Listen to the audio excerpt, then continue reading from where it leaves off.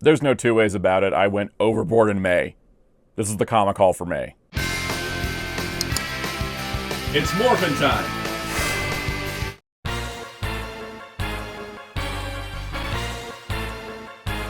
Hello, this is Soundout here. In today's video, we're talking about all the comic book collected editions I picked up in May of 2026, which is way too many.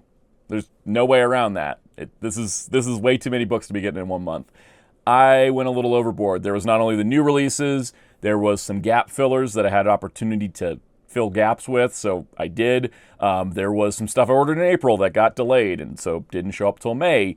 And then there was me researching a Star Wars video because Maul Shadow Lord put me in a Star Wars mood that carried through to Mando and Grogu, that put me into making a big, long Star Wars video that made me go, I want to read more Star Wars comics.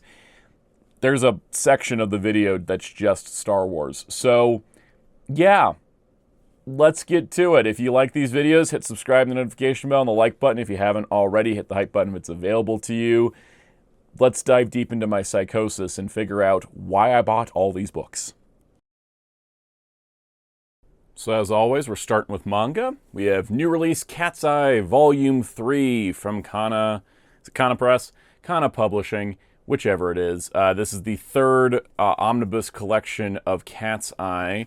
You can see it's green themed this time because we, of course, have Eye on the cover. We also have her on the spine, so it's kind of fun. Everybody's on the phone on the spines.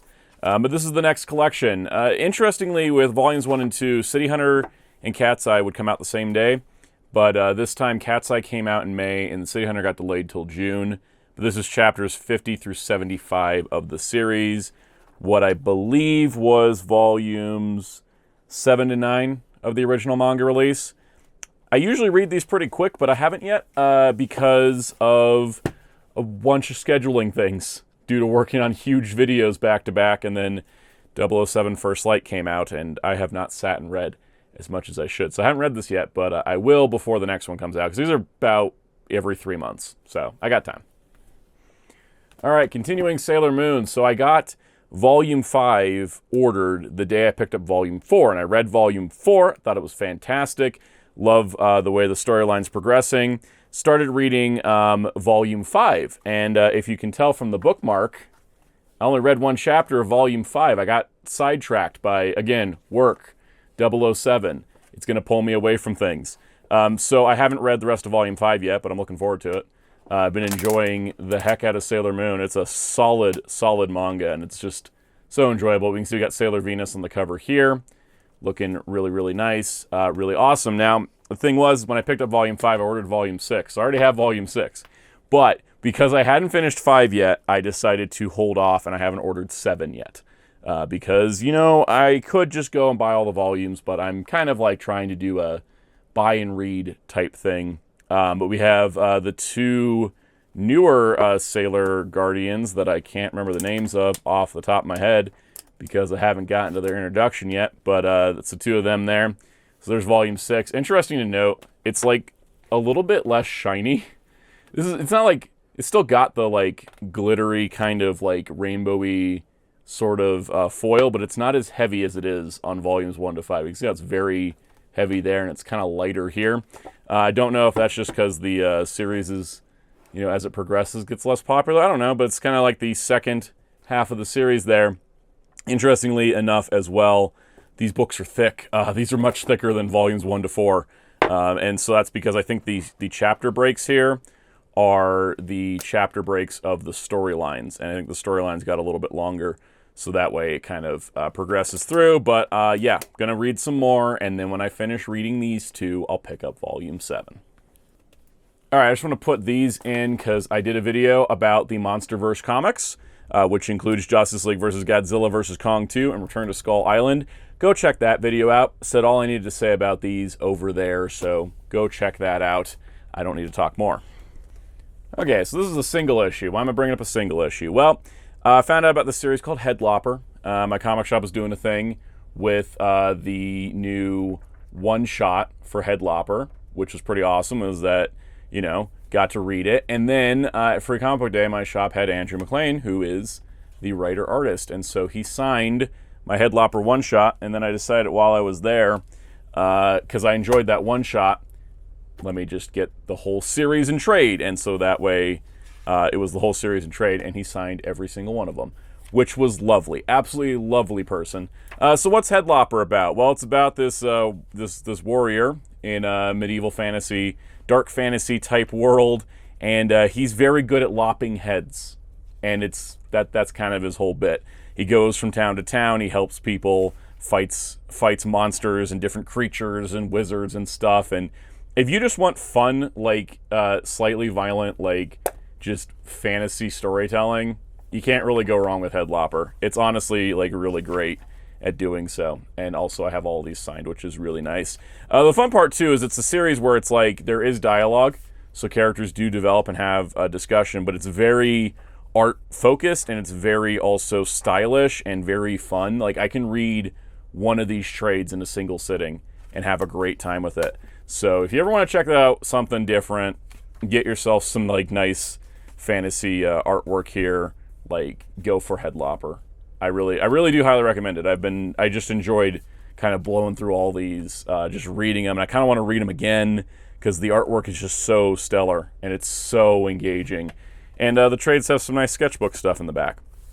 And then the cool part too is that the Headlopper one-shots are going to continue, and so there's going to be more Headlopper in the future, which I think is awesome. So that's an indie spotlight this time. I'd say check it out if you like that kind of thing. If the art caught your eye, at least give the first volume a go. I definitely really enjoy it. All right, from Image Comics, we got Transformers Energon Universe Book 2. This is the rest of the Daniel Warren Johnson written issues. So this is Transformers 13 to 24 and the stories for Transformers stories from Energon Universe Specials 2024 and 2025. There's two cover options. There's Megatron and there's Ultra Magnus. I'm a big Ultra Magnus fan, so I went with Ultra Magnus. But this is kind of our continuation into the big, huge finale of Daniel Warren Johnson's run, leading into the Robert Kirkman run on the title. The artwork is still Jorge Corona on a lot of this, and it's just stellar. It's fantastic. They worked the two Energon Universe Free Comic Book Day special stories into the continuity, so that way it like reads as one big story, which I think is fun. I just reread it because I got the volume in, and I was like, I'm going to reread this, and it's solid. I think it's a really solid comic. And in the back, they do have some cool behind-the-scenes stuff about character designs and creation behind things, as well as a cover gallery. I love these hardcovers. I think this is like my favorite way to read and collect these books. I read them monthly, and then I pick up the hardcovers, and it's just been really solid. I do like it, and I like that they've been doing these hardcovers. Then they're pretty up to date too. This is up to issue 24. We're on issue 33 of the singles, so we can't even get another hardcover if they wanted to. And I think the fact that the hardcovers are coming out as quick as they possibly can is awesome. Because the IDW Sonic Collection hardcovers are still very nice, but are a little slow. We're nearly at issue 100 of Sonic, and this gets us to issue 56. So it's a good strategy, though, because basically IDW's plan with the Sonic hardcovers is to collect everything in reading order, but also not to cannibalize the sales of the trade paperbacks. I think with Transformers, Void Rivals, and G.I. Joe, they can do hardcovers quicker because the trade paperbacks, the single issues are selling like crazy, the trade paperbacks are selling like crazy, and the hardcovers are selling like crazy. So there's no cannibalization, there's just people hungry for it. Whereas I think Sonic might have a little bit smaller of an audience, and so therefore they don't want to have, you know, a situation where they're like, where everybody's just going to wait for the hardcovers, because trades still need to sell. It's part of the ecosystem of comics. So this does contain only 5 issues of the main series. It's only 51 to 56, but it does have the 2022 annual, the 2022 Free Comic Book Day, and the Scrapnik Island miniseries. Once again, it's all in reading order, so it's nice and consistent with the previous hardcovers. I do love this idea. I love when you have an ongoing comic at a publisher and they can put everything in one book together. It's so much nicer than having to jump back and forth between things. Also, I love the artwork in the Scrapnik Island series. It just looks so different from the rest of the series and gives that island a whole different vibe. And I super, super duper love it. But yeah, Volume 6. Apparently it sold well because my usual retailer I get it from emailed me and they're like, we don't have any copies. It sold out already. I was like, oh, well, guess I gotta get it from somewhere else. But like, yeah, this thing's, I'm glad these are still selling well. I believe Volume 7's cover will be Amy. I think we saw an art tease of that, which is exciting. They put out about once a year, so see you next year for Volume 7. Okay, so I bought a lot of Star Wars comics. I did a Star Wars viewing guide video recently. Go check it out if you haven't. It's one of my proudest works. And in the process of researching Star Wars movies and TV shows and video games and timeline stuff, I was also kind of researching more of the comics that I kind of slipped up a little bit. I wasn't following the Dark Horse Hyperspace Stories stuff, but I found out I wasn't missing that much, so I'm kind of on a crusade to collect all the hyperspace stories, because if you saw from my previous comic hauls, I've been really enjoying the hyperspace stories more than the mainline Marvel stuff. So this segment is going to just be Star Wars comics. I've got a little bit of Dark Horse and a little bit of Marvel and some overlap between. So first of all, this was the first Hyperspace Stories original graphic novel, which is Qui-Gon. The second one was General Grievous, which I already got. I thought Grievous was great. This is a good Qui-Gon story of him training Obi-Wan, but then it's got flashbacks to him being trained by Dooku, which is really great. It's fun to get some more depth in Qui-Gon because a lot of his character development and exploration happened in comics that are now non-canon, so it's nice to get a canon story that sort of continues that vibe. All right, Mace Windu, The Twilight Run. This was a Marvel-produced comic, 4-issue series plus a lead-in story. This is fun. There was also a previous one called Mace Windu, Jedi of the Republic that I think was a little better. I don't think that one's still in print. But anyways, this came out a few years ago. I read it. I wasn't in love with it, which is why I didn't buy the trade right away, but I've kind of decided that, I do really like the prequel era of Star Wars. Part of that's nostalgia, I won't lie to you. So I'm kind of thinking maybe I do need to get some of the prequel comics. I don't know how deep I'm going to go. Am I going to be going crazy and finding out of print books, or do I want to just pick up stuff here and there?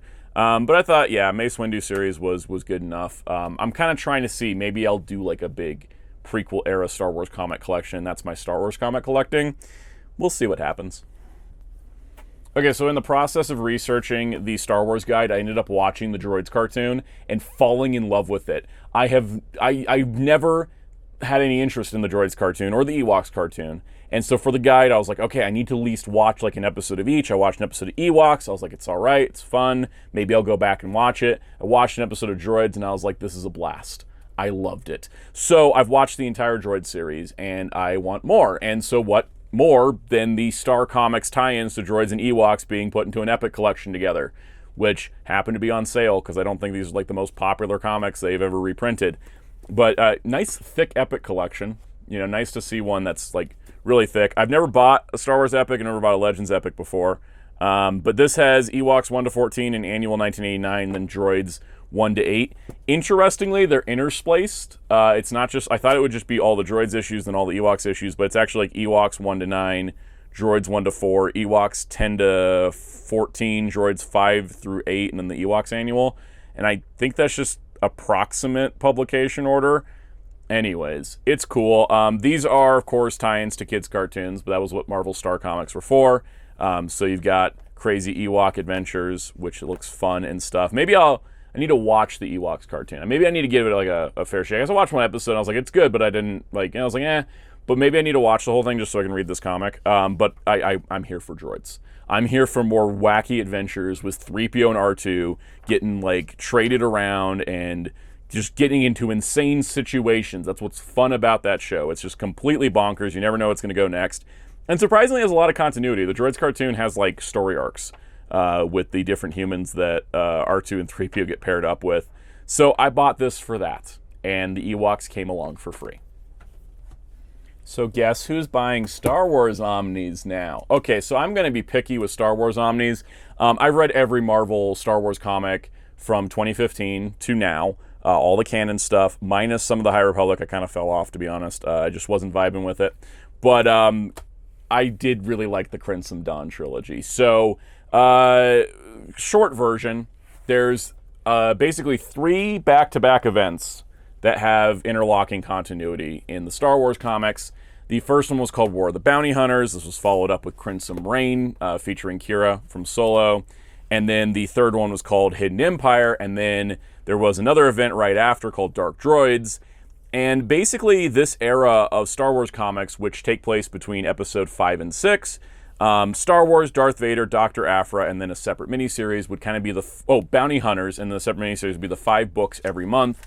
And they were all pretty interconnected. And so the way that this kind of era has worked in Omnibus is that because they're interconnected, and so it's like, War of the Bounty Hunters was like a part 1, part 2, part 3 crossover, but the other ones were like, oh, this is the Crimson Reign era, and so the storylines in Star Wars, Aphra, Bounty Hunters, and Vader connect to the Crimson Dawn overarching storyline, and then there's a Crimson Dawn miniseries that covered these months.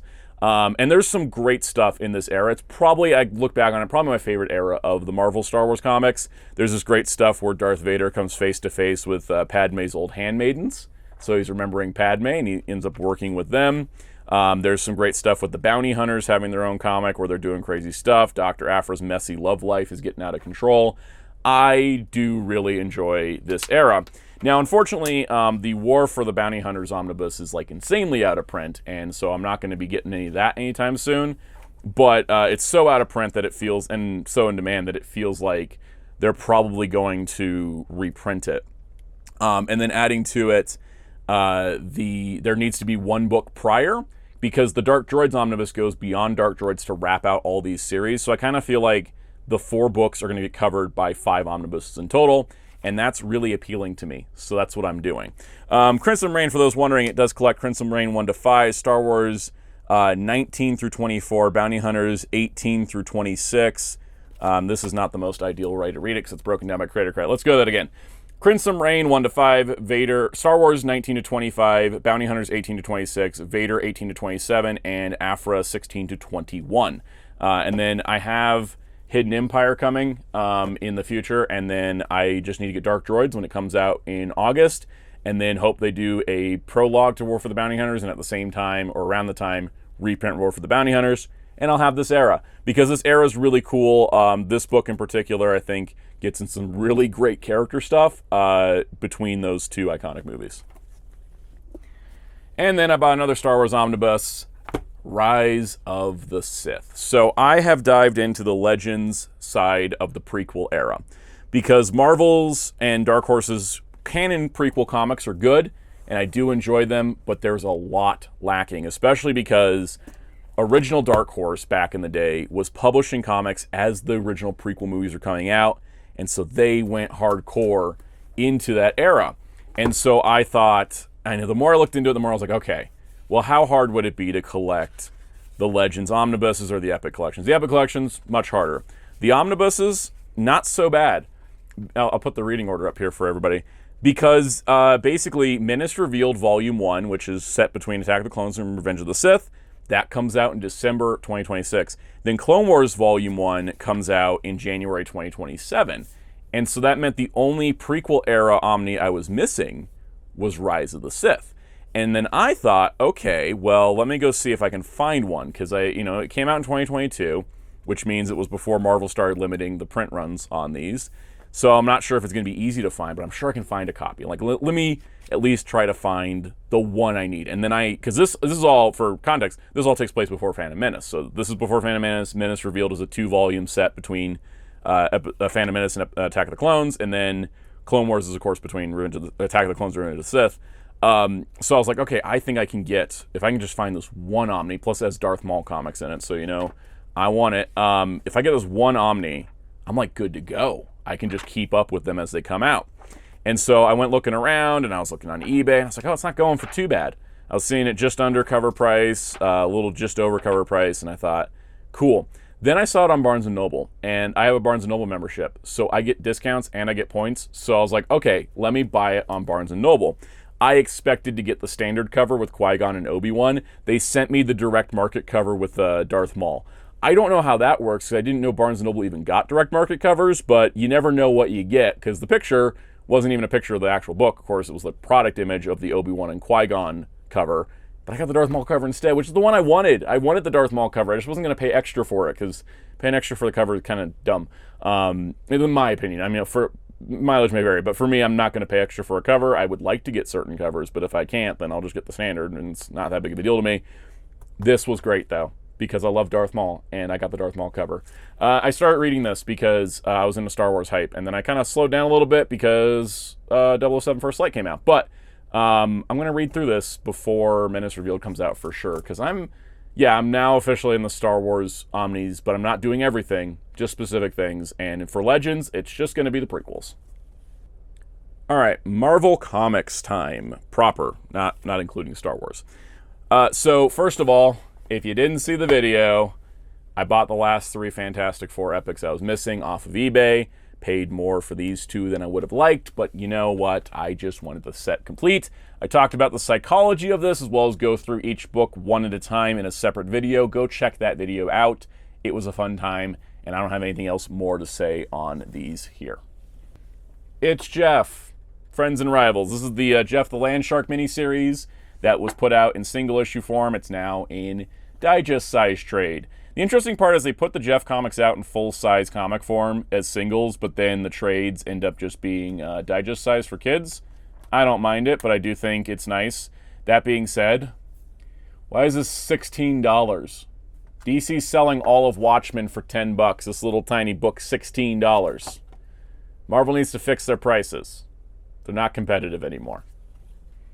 All right, Aurora Before the Storm. This was a mini-series about Aurora Monroe before she was Storm as a kid. Didn't read this, didn't even know it existed until recently, and I did find a copy on Amazon. And this is the 4-issue Aurora Before the Storm mini-series, as well as some other issues of X-Men comics that go into Storm's backstory. Some all-age, I think they're all ages appropriate, which I think is cool. This is kind of how Marvel used to have these all-ages graphic novels. For $14, you got that, which is like, you know, it's a 4-issue miniseries plus Uncanny Origins, Uncanny X-Men First Class, number 4, Marvel Age Team Up number 5, Uncanny X-Men 265 and 266, and then material from other stories. $14 back in, when was this published? Because I want to make sure we know what we're doing. This was published in Canada in 2021. $14. 2026. $16. Jeff, this is the problem with Marvel Comics right now. It's the pricing. All right, Comic Shop got some trade-ins, and that included 2 books that I have looked for a while. Never was going to pay extra for these, but I did want them. It's the Star-Lord Guardian of the Galaxy and Rocket Raccoon and Groot, the complete collection. So let's start with Star-Lord. Prior to being rebooted as Peter Quill, the Star-Lord we all have come to know and love in Annihilation, Star-Lord was an alternate universe character in Marvel's Black and White magazine comics, and then later transitioning into some color comics before having a series in the 90s that explored the character. This is a completely different character than what we know as Star-Lord. Now, I'm a big Star-Lord fan, and I do like this original version, but for my collection of Star-Lord, because this is part of like the character's history, I did want this, but I was never going to pay extra for it. But this has Marvel Preview stories from issue 4, 11, 14 to 15, 18, Marvel Super Special 10, Marvel Spotlight 6 to 7, Marvel Premiere 61, and Star-Lord 1 to 3. Got this half off cover price. That's how you do it, and it's pretty awesome to have. Same story for Rocket and Groot. Was never going to buy this on its own for more expensive. I just wanted to have a nice complete collection. I know the Rocket Raccoon miniseries was in a hardcover, and I didn't pick up that hardcover because I knew this existed, and this has Incredible Hulk 271, which is Groot's first appearance, and Incredible Hulk 271's Rocket's first appearance, and then it also has Tales to Astonish 13, which is Groot's first appearance, and I wanted those. And the interesting part, too, so it's got, of course, their first appearances. There's Groot, when he was just an evil tree. We've got a Marvel Preview Presents story, which, who is featured in this one? This one's got Rocket in it. And then you got Rocket's appearance in Hulk before getting into kind of the Rocket that was the classic Rocket for a while, the 4-issue miniseries, which has some wonderful artwork in it. I have wanted to own this in some form. And this kind of goes nicely with my other Rocket and Groot trade paperbacks. It does also include the Rocket and Groot backup stories from Annihilators, which was a spinoff of the Annihilation saga, which I'm going to buy those issues again because they're in the next Guardians Modern Epic. But those are included as kind of a lead-in to basically be the solo Rocket and Groot stories prior to the solo Rocket and Groot stories from the 2010s. So there we go. So I'm on my black and white still. I do love my black and white comics lately. So I checked out Spider-Man Black Suit and Blood. I could have gotten the Treasury Edition, but I decided because I don't normally collect Spider-Man, I just go for the standard trade. Save a little money, save a little space. This is a 4-issue anthology of black and white stories, and they're all themed around Peter's Black Suit era. There is the stories and creators. And I gotta tell you, I was like a little worried it'd be a little edgelordy, but this first story, Peter's just being a really nice guy. It's so nice. It's actually really written to be appropriate for Peter's time in the black suit. There's talks about Mary Jane's trauma from being attacked by Venom. There's a great story with Bullseye and Daredevil that really makes me want a Daredevil Black, White, and Blood because they look phenomenal like this. And there's some other great stuff kind of dealing with a lot of Peter's morality. Interestingly enough, this is the third time I've seen this. On Elektra and Moon Knight and Spider-Man, all their fourth issues have this warning due to the subject matter. And I think it's kind of like I don't know if it's intentional, but it is weird that all of the series so far that I've read of these Black, White, and Bloods have had that for the fourth one. Not to say that there's not a way to tell that story. I'm glad they put a warning ahead of it. I just did find it odd that all the fourth issues had one. I should check the next one, because I believe this was the first. It's Wolverine, Black, White, and Blood. This one came out a while back, and there is a Logan Black, White, and Blood coming up, which I'm looking forward to. I'm a big Wolverine fan, so I got the Treasury Edition. I was thinking, oh man, I'm going to have to pay over cover price for this. Found one on eBay for half cover price. So, wicked. The Treasury Editions are huge paperbacks with nice covers. Same thing we just talked about with Spider-Man. This is an anthology book. There's all the creators and the stories. Because of 007 First Light, I've only read the first issue in this. I can't show you too much because this one's like the bloodiest and most violent so far. It's all very stylish. I'm just going to flip through it real quick. Does its issue 4, though, have a content? It does not have a content warning. So maybe Wolverine's breaking the trend here. Does issue 3 have one? Because that would be... Yeah, issue 3 doesn't have one either. So yeah, interestingly, that Wolverine is the one that doesn't. Or maybe there is a story and they just didn't properly tag it. I've been enjoying these so far. I'm looking forward to the Wolverine. There's a Venom coming up. I'm going to get Venom in trade, match the Spider-Man. Strategizing. Because they always put these out in the big treasury size first, then they put the regular trades out later. I'll wait for the trade for Venom. But I'm going to get the treasury size for Logan and for Boba Fett, because I've been doing all the Star Wars ones too. Speaking of Wolverine, let's talk about his murder son. So, Daken Dark Wolverine, Akihiro. This is one of the most controversial Wolverine-related characters in a lot of ways. I like how messy this guy is. So, first of all, this is a thick Omni. This is one of those cases where I have all the trades. I don't need to have them anymore. I'm going to get rid of them. But I had all the trades, but it's kind of nice just to get it all in one go. You get his debut in Wolverine Origins 11 to 15, and then 47 to 48. Dark Wolverine 75 to 90, because I was picking up the numbering from Wolverine. Daken Dark Wolverine 1 to 23 and 9.1. Dark Reign the List. Punisher, Frankencastle 19 through 20. X23 7 to 9. Those are crossover stories. Dark Wolverine Saga, Daken Saga, and then material from What If, Wolverine Father 2010, and Wolverine Road to Hell. I have read all this before.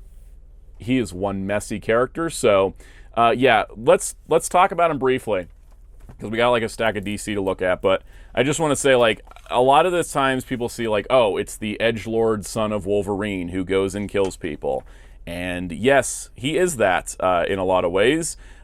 He is the son that Logan didn't know he had, that he got forgotten about, and he got manipulated to be evil, but then he ends up joining the Dark Avengers, and he's like kind of not really, he's really morally flexible in a lot of ways. I won't call him a good person at this point in time, but he starts to go on a bit of a redemption arc that makes him kind of go from this angry kind of edgelord character with his mohawk and his tattoos and his promiscuous behavior to kind of starting to become a really great character about like halfway through this book. It takes him a bit to do it, but once he has his own solo book, they start to explore like, how did he end up this way? How did he end up being so angry? How did he end up being so twisted in the head? And it also helps when he meets Laura, X23, and they can kind of bond over some things, and they start to get a connection. But what's very interesting too is when he gets to a point where he's kind of hit this wall of things, and I can't find the exact page. It'd be kind of tricky if I could, but he meets the Fantastic Four, and it's supposed to be for a mission, but he ends up like enjoying his time with the Fantastic Four so much, and just being around a loving family that makes him go, man, maybe my upbringing is part of my problem. Maybe I'm not always like this on purpose. And so he kind of goes through a bit of a redemption arc before ultimately, I think, becoming a very, very interesting character during the Krakoa era. During the Krakoa era in particular, he mellows out a whole lot. He's not as angry, and he starts to become a lot more than just, here's the edgelord guy who's like Wolverine's son that sounds like something somebody made up in a fan fiction for him. But I've really enjoyed the character. I also don't think we'll ever see an epic collection for this guy, so I was like, one and done omnibus sounds good to me, because he didn't really have any, I don't think he's had any solo books like this until Wolverine. So, yeah. Not for everybody, but it is for me. Flipping the page to DC, we have Galaxy as the World Falls Down, the second Galaxy graphic novel from Jedzia Axelrod and Ry Hickman. This is excellent. So DC's young adult graphic novel series is mostly taking like, a character like Mr. Miracle or Big Barda. For some reason, I got New Gods examples in my head, and then kind of giving them a young adult twist to kind of appeal to a new audience. But one of the first characters to debut brand new, and then later come to main DC continuity, was Galaxy. Galaxy is an alien. She's from another planet, and she is also one of DC's prominent trans characters. And this the first volume of this, I thought was excellent. I thought the way that the story was told, where you see her kind of dealing with her own self-identity, not just as a trans person, but also as an alien living on Earth in a human disguise, I think was great. And so the first volume is kind of about her accepting herself as who she is. And then the second volume is about her kind of finding her place in the superhero world, because she's not exactly sure if she wants to be. And she has this really great conversation with Superman, and Superman kind of gives her some guidance and pointers. And there's some really great stuff in here, and I thought it was just an excellent continuation of the story. What's also fun is if you like Dreamer from the Supergirl TV show, Dreamer has her own graphic novel, and the character Dreamer shows up here because Dreamer and Galaxy are friends. And this is officially DC mainline continuity now because of the Justice League Intergalactic special, as well as the Dreamgirls miniseries of Dreamer and Galaxy working together. They reference all three of the graphic novels, so these are main DC continuity now. And I think it's so cool that something that started as like a, hey, let's have a new character for the graphic novels, has transcended into characters that can carry their own books, and not only that, carry an entire event across the Pride Month issues of DC in June. And I think that's awesome, and I hope we continue to go from here, because I love Galaxy, I love Dreamer, I think they're both excellent characters, and I'm looking forward to the Dreamgirls event. It's going to be a good time. So I'm glad that this is out there. Highly recommended if you haven't checked out Galaxy before. Both volumes are awesome. The Dreamer Bad Dream graphic novel is awesome. Just high recommendations all around. All right, Flash by Mark Waid, Volume 5. These old Flash Mark Waid trades, I have 6 of them now. I only need 2 more. And as the Omnis come out, I've noticed that I've been finding more of them at comic shops, and this was no different. Found a nice copy of Volume 5, so I'm close to having them all. I decided I was not going to go for the Omnis, even though the Omnis have more stories in them, because I'm not a Flash-like collector. I just want the Mark Waid run, and I feel like the trades get to the main part of the story, so I just want the 8 trades, and I'm only 2 away from having that completion. Superman Red and Blue. This is the Superman take on Batman Black and White, but it has Superman in red and blue, which is fun. It's not quite as black and white comic as normally, because usually a black, white, maybe a splash of red. This one's definitely more 2-color. It's definitely more black, white, and blue, or red, white, and blue, but they just called it red and blue because it's mostly red and blue. I like it. It looks fun. I haven't actually read it yet because I decided, while I've been reading the Marvel ones kind of when I get them, I want to finish the Batman Black and White compendium to kind of see, that way I have kind of like a basis of exactly how they did it with Batman Black and White, so that way we're going to read Harley Quinn Black and White and Superman Red and Blue I have context on like how this compares to those. Crypto, The Last Dog of Krypton, was a Ryan North written miniseries about Crypto coming to Earth and his adventures trying to get to Clark Kent or Kal-El and going through some very rough times. This is not the most uplifting book. It does have a content warning. People are very mean to Crypto. One certain Alexander Luthor in particular. Very good series, though. Very good, but will pull on your heartstrings if you love dogs. Immortal Legend Batman. This is Batman via Tokusatsu. This is so fun because this is basically the creative team of the Massiveverse. You've got Kyle Higgins, you got Matt Groom, you got Eric DeRusso and Dan Mora. So it's Massiveverse, Power Rangers, Ultraman comic creators came together and made an Elseworlds Batman comic where Batman is all toku'd out, and it's freaking awesome. Look at this. Look at this. Dan Mora was like the perfect design artist for this. This is great. So this is basically, it's a alternate take on Batman where it's set in space and it's very sci-fi and it's very, like I said, Tokusatsu inspired with the costume designs and the storylines and the way you have like aliens and Earth and all kinds of stuff. And then what's also cool too is you get like these really cool text boxes that, you know, kind of pop up and stuff. It reminds me of Infernal Girl Red, where there's basically like Infernal Girl Red has on-screen like jingles like you would get in a Tokusatsu belt or changer or something like that. So like, you know, there's Bane shows up and it's like you can just hear the jingle of the Bane of Man, you know, kind of like that vibe going on. It's so fun. And then the Riddler story was really great. He was the man of riddles. But the way that the text boxes show up in relation to the effects work make this feel like a Tokusatsu thing. And I also like that all of the villains are named something man. It's like the Frozen Man. Because original Kamen Rider, for those that have ever seen it, the first series, they all had, they were just like Spider-Man, Batman, Cobra Man. So they kind of kept that vibe going. If you love Toku, if you love Batman, you're going to enjoy the hell out of this, and I can highly recommend it. New History of the DC Universe, based on History of the DC Universe, which was a George Perez and Marv Wolfman comic that charted the new history of the DC Universe after Crisis on Infinite Earths. This is Mark Waid teaming up with a bunch of artists to streamline DC's continuity and make it a little bit easier to follow. Because for the last several years, DC's been kind of doing a hands-up, F it, everything's in canon type approach, which has been so confusing for a lot of reasons, because not everything can be canon in one Earth. It doesn't make sense. A ton of stuff contradicts.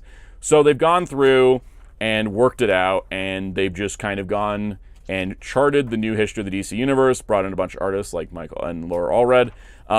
They've included all characters from across the different eras and tried to make it go, all right, this is the continuity. And so hopefully writers coming in to do DC mainline books can have something easy to look at. Now, that being said, of course, there are going to be things that fans will not agree with how this timeline works, but this is the official timeline. What's also cool is in the back, they explain where every single thing that's in this comes from and where the source is. It's mixing pre-crisis, post-crisis, pre-Flashpoint, post-Flashpoint. It's all one canon, so it's kind of like DC's approach of everything's canon, except it does nail down which parts of it are. So it's basically a book for continuity nerds. That's the basic reason behind this. Hey look, another book I haven't read yet. The Robin Tim Drake Compendium 1. So I picked this up. It's been on my list. I was going to read through Batman Beyond, Batman Black and White, Green Lantern, and Lobo first, but this thing sold out at a bunch of retailers, and I know they're going to restock it because DC's really good at restocking stuff that's in current lines at the moment. And there's a second Tim Drake Compendium coming. There's a Red Robin Compendium coming. I just didn't want to wait for a restock, so I picked it up while I could. Yeah. Anyways, this contains, we've got stories from Batman 555 to 455 to 457, 465 to 469, 480, Detective Comics 618 to 621, Robin Volume 1, 1 to 5, Robin 2, Joker's Wild 1 to 4, Robin 3, Cry of the Huntress 1 to 6, Robin Volume 2, 1 to 5, Robin Annual 1 to 2, Superman Volume 2, number 70, Superman Man of Steel 14, and stories from Batman 80 Page Giant 2, Showcase 93, 1 to 6, and 11 to 12. And it's coming from writers Chuck Zisson and Alan Grant, artists Tom Lyle and Norm Brayfogle, among many more. I like these compendiums DC's doing. I think with a character like Robin, especially Tim Drake in the 90s, where he had all of those miniseries and major story arcs, it's nice to get it all in one go. And I think if it was a DC Finest where we could only get like 600 pages at a time, it would be a little bit longer of a wait. But because this is, 1,100 to 1,200 pages at a time, we can kind of get the ball rolling. I think it's good. I'm looking forward to more of this. I think it's cool that the next Tim Drake compendium is going to have Contagion in it, because it's a pretty Tim Drake heavy storyline. And so I want to read this before those come out. I want to get to this point where whatever the current books that are going in multiple volumes, I'm read the previous ones before the next ones come out. Like JLA Book 3, where I finished reading Book 2 like 2 days before this arrived. Yeah, I'm a little behind because these come out annually, so I don't think I should be that behind. I'm going to read this sooner than later. This is continuing the Grant Morrison era with all the stuff by all the creators. We got Batman on the spine this time, Superman and Wonder Woman on the first two. This is basically just a DC 1 million trade paperback. It's got DC 1 million 1 to 4, JLA 1 million and 24 to 26, JLA Titans 1 to 3, Secret Files, Crisis, Secret Files, and Origins 1 to 1, and then it's got all the DC 1 million issues that are included. So it's even got like Resurrection Man and stuff. It's not every single DC 1 million, it's all the major ones. But the DC 1 million idea was like, oh, if we went to the 1 millionth issue, what would it look like? And that's basically what this book is. It's all the major ones, which is really cool. And that means also we only got like 3 issues of JLA in here. So that means that JLA is going to be going on for many, many more books. But I like this all-in-one, all-appropriate approach, and I think it's great. So no complaints from me. I need to read this before the next one comes out. Just like I'm trying to read my DC Finest. I'm currently reading Batman Death in the Family. Sergeant Rock, the Rock of Easy Company showed up. I'm trying to get back on track of being on top of these. This should be a pretty fun read because the War of the Big Five Arrived was a pretty easy read for me because the stories were short and they're World War II stories. So this is basically Sergeant Rock's appearances in GI Combat 68 and then Our Army at War 81 to 122, covering 1959 to 1962. And Sergeant Rock is one of DC's classic wartime heroes from World War II. And it's just stories of him being cool, doing stuff, fighting Nazis, all that good stuff. So it's more World War II comics, but it's not overlapping with the war volume we got so far. So it's nice to see some more of DC War. I picked up Action Comics 1000 Deluxe Edition last month. Here's the Detective Comics one. I'm not exactly sure if I'm doing a full Detective Comics Omnibus collection for Rebirth onward, but I'm thinking about it. So this is a good thing to have in oversize to go between a couple books.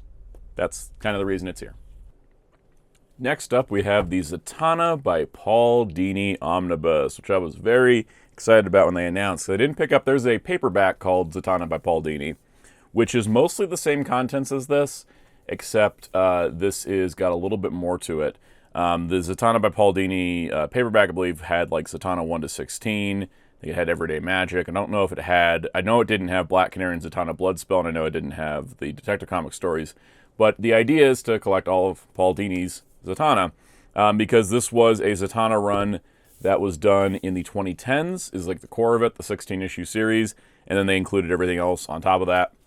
And I also do like that the Zatanna by Paul Dini Omnibus spine actually matches the Batman by Paul Dini Omnibus spine. It's not like an exact match, but it's the similar design, similar like Paul Dini type signature thing going on there. So I do like that when they kind of, they did this with Birds of Prey and Secret Six as well, where those are both Gail Simone, so they, hey, got a common spine design for the creator. So anyways, this series is fantastic. It's one of the best outings for Zatanna, which I do really like. And it's nice to get in an omnibus form because it has some gorgeous artwork to it. So the way that they've mapped this together is, it's sort of chronological. So you got Zatanna Everyday Magic, which is, kind of a mature title, which is interesting for an Omni. Then you have the Detective Comics stories here, which feature Batman teaming up with Zatanna. These are also in the Batman by Paul Dini Omnibus, I believe.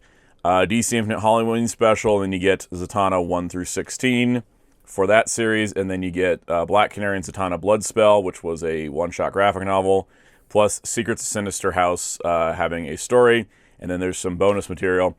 This series is great. So yeah, it starts with Everyday Magic, which was like the first thing Paul Dini wrote was Zatanna. And then it goes forward into those Detective Comics stories, and then eventually into the ongoing Zatanna series, which is pretty phenomenal. Zatanna does not get solo books that often. It's pretty... I don't want to say it's pretty uncommon, because usually she's just part of a team, like the Justice League or the Justice League Dark. But when she gets a solo book, it's really good. So this is a great one. The current series by Jamal Campbell's pretty great. So it's really nice to have like all this in a nice form, especially Black Canary and Zatanna Bloodspell is a nice inclusion. And then in the back as well is just a lot of sketches and behind-the-scenes info and panel scripts and layouts and stuff. So you get a lot of cool stuff in this book, which I think is awesome. And there's not really anything else they could have added to this. This is a pretty complete collection. The other cool part is just like DC's been doing. I believe it was issue 8 of Zatanna that wasn't written by Dini. That's still included. I love to see that. When there's only like a couple issues to include that the creator didn't do, just so that way you have that complete series in a book. Always approve of that. All right, let's talk about one of my favorite DC comics that I surprisingly hadn't picked up yet, even though the omnibuses exist, which was Young Justice. So Young Justice Omnibus 1 came out a few years ago, long enough ago that it was the previous DC logo. And I didn't pick it up right away, and I kept going like, oh, I should get that. Oh, I should get that. Oh, I should get that. Because Young Justice is a comic. I'll talk about it in a moment. I really enjoy this series. So Peter David was the main writer on this. Todd Knock was the main artist. But this is a big, thick-ass book. And it's a big 150 omnibus. It's so weird, though, because they made sure to include everything. This is like an all-in-one type, right? Not like a creator-focused. So you only get... Where is the actual Young Justice series? That's the fun part about this one. Yeah, you only get Young Justice 1 to 19, so it's like, oh man, this is going to be like 2, or there's going to be like 3 omnibuses. And I got into my head that it was going to be 3 omnibuses. Kind of forgetting this first one has the Sins of Youth crossover, and they included every single part of Sins of Youth in this.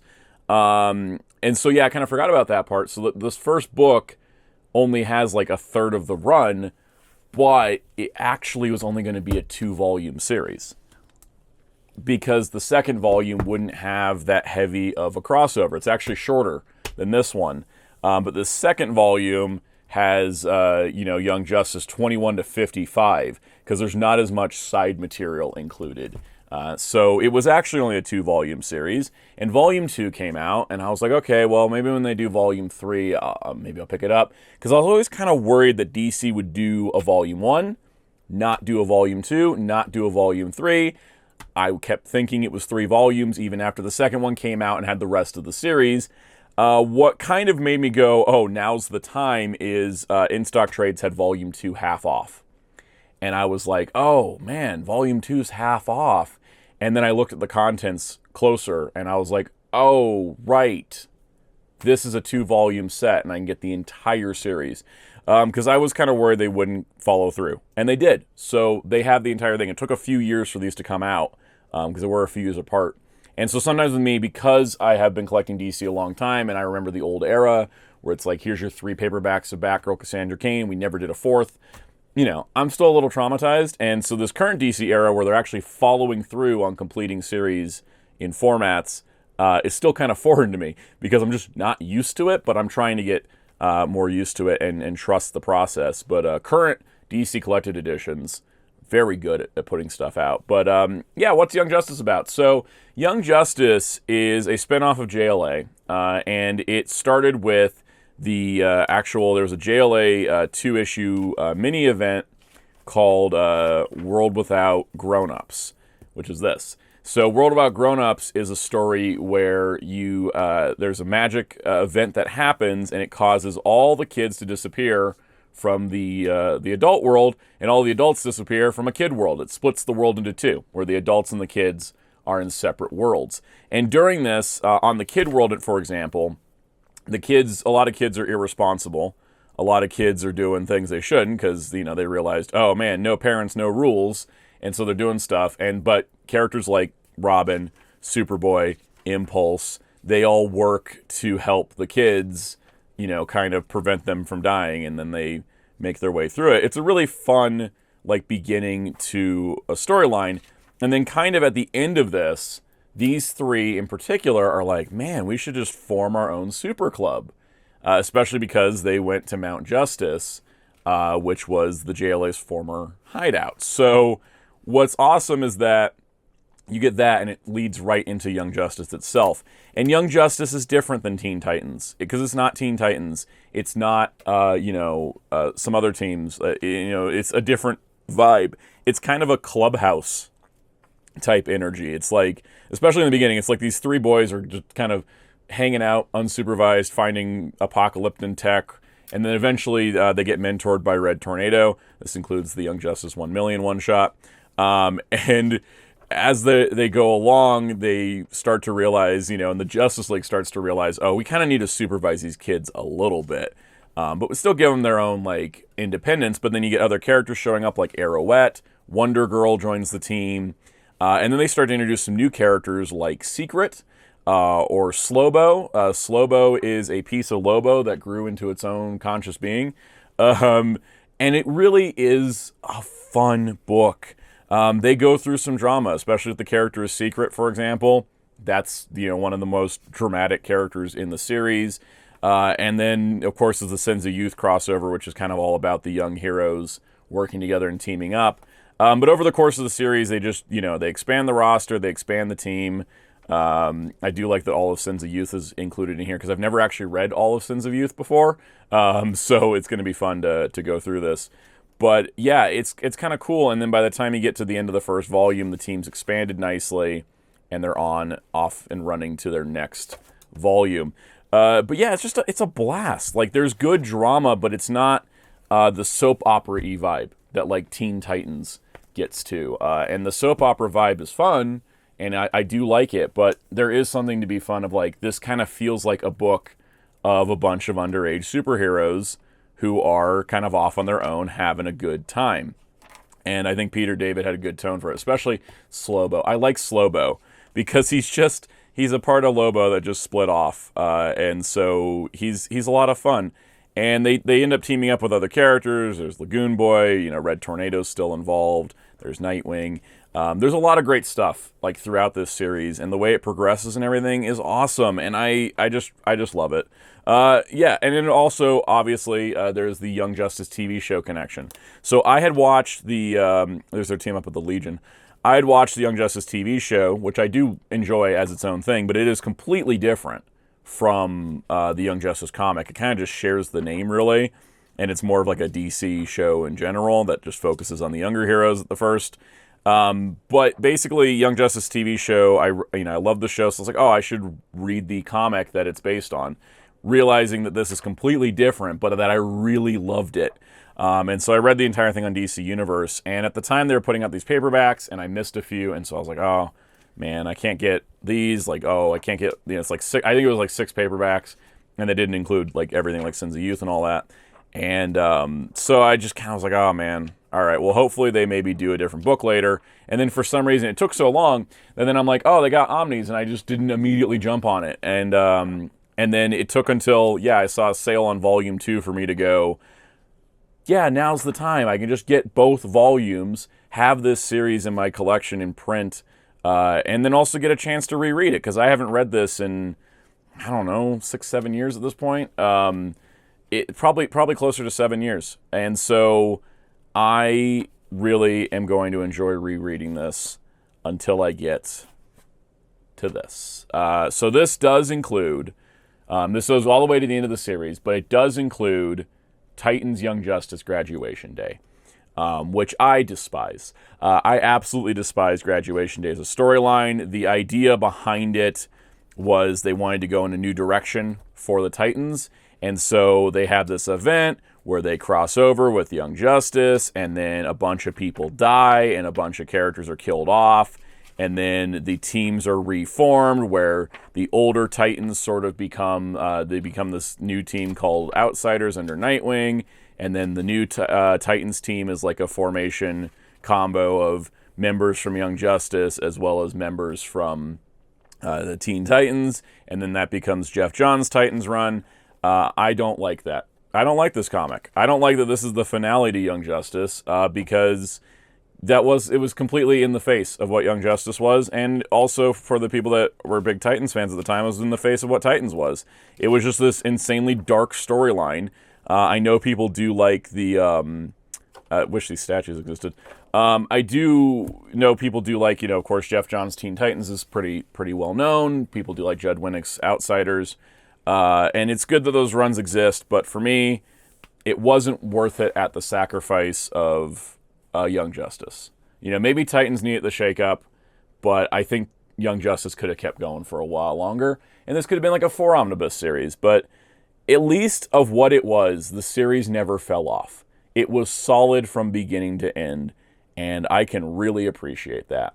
And I also hope that with DC Finest coming out, and doing a lot of books in the 90s, as well as, just the post-crisis era in general, I hope this hits DC Finest, because I think a lot more people might give it a shot in DC Finest than they would, in big old Omnis. But I'm pretty satisfied with these, and I'm happy to finally have gotten them, and I don't know why it took me so long to jump on board with this. I really had it in my head this was going to be 3 Omnis, and they may never finish it. And, months after Volume 2 came out, I was like, oh, right, that's the end of the series. So, well done on these books, DC. I want more Young Justice, but there could be a Young Justice Omnibus 3 with the Bendis run, but that just also wasn't the series. And that's the thing, too, is I think sometimes you love a book and sometimes you love a comic, especially with the big 2, and you're like, oh, it'd be great if they brought that back. It's never the same. There was a magic with Peter David, Todd Knock, and everybody else on these books when it came out. That magic won't come back. It was only at this time, and so I'm glad at least we have consistent collections for it. So yeah, I went overboard this month. I'm going to slow down in June. I need time to read books. I have not as many books are coming out in June that I need to pick up immediately. I'm going to take some time. I'm going to take some time to read some of these, because I definitely have gotten way too much of a backlog. I definitely need to take some time away from making videos, too. I put a lot of hours into the channel in May, and I need to finish 007 so I can read in the nighttime again. But, yeah, I do need to slow down, because this was it's not until I do these hauls that I look back and I'm like, wow, I bought maybe too many books in 1 month. This is a lot, and also it doesn't help that there's 3 thick-ass books with Young Justice and Daken. But a lot, sometimes it's like, yeah, I know this series, I love it, I want to own it. Sometimes it's like, here's something I'm checking out for the first time. But in general, I love reading comics, and I got to make sure that the collecting hobby doesn't overtake the reading hobby. For me, that's very important. Sometimes it's nice, because the Daken one, I just read that. I read everything that's in that Omni 2 years ago, so that one's nice. I could just find a spot on the shelf. It could just go in straight away. Whereas, I'm reading Rise of the Sith for the first time. That's really fun. So, anyways, balancing hobbies is good, and I'm going to just take a slower roll in June, because this is too much. But hey, I finished my Fantastic Four epics. I got my Wolverine Black, White, and Blood. I've got, caught up on those. I started my Star Wars Omnis, where I'm kind of mostly caught up on those. So we'll see what June leads, but I'm going to make an active, goal of making the June haul smaller than this.